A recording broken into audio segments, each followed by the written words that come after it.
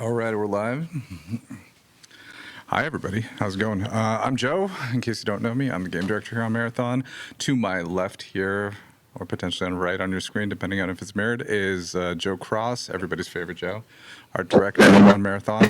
Sitting across from me, who's not on camera, is Andrew Witz, gameplay director, and we're gonna spend some time talking about some stuff today. Our show is a little bit different today. We planned actually to show a lot more stuff, but for a lot of reasons we're about to get into, we decided not to show a bunch of this stuff. But we are going to be discussing a lot about what we learned through Alpha, some of the plans that we're going forward with. But before we get into that, Joe Cross has some sort of topic that he wants to talk to you all about. Yep. Thanks, Joe. And hey, everyone. I'm Joe Cross, franchise art director of Marathon. And wanted to take a minute to talk about some of the events from yesterday. It came to our attention, and sorry, I wrote this. I want to make sure I get this message right. It came to our attention that an artist who worked on Marathon in the early stages of pre-production took a number of graphic elements from a graphic designer without permission or acknowledgement and placed them on a decal sheet that was then checked in 2020. The decal sheet included icons and text elements. These elements ended up in our alpha build, and there's absolutely no excuse for this oversight, and we are working on and 100% committed to our review process to ensure instances like this don't happen again on Marathon or at Bungie. A few of the things that we've done over the last 24 hours and what we're doing to shore up the review process are as follows. We've reached out to Antireal, the artist in question, and followed up to ensure that we do right by this artist.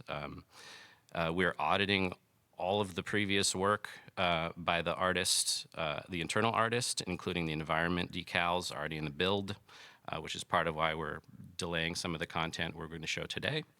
And we're committed to removing anything that is questionably or inappropriately sourced. We're doing a very broad decal audit, and if we locate any other details or elements, we'll make sure that those are eliminated, recreated in-house for sure. Hundreds of artists have worked on this project for years, internally and externally, and we share many influences, including modernism, Swiss typography, 2000s style vector art, cyberpunk, and of course the original Marathon trilogy.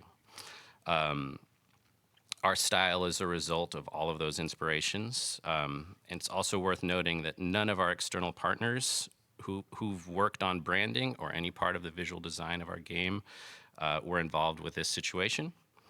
And lastly, personally, I have a huge amount of respect and admiration for artists working independently and producing, and making a living doing commercial or fine art.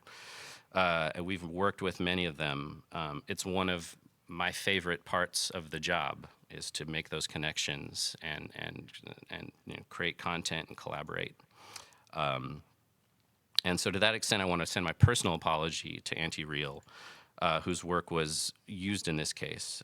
And I know how unfair this feels, and we're doing everything we can to make this right with her.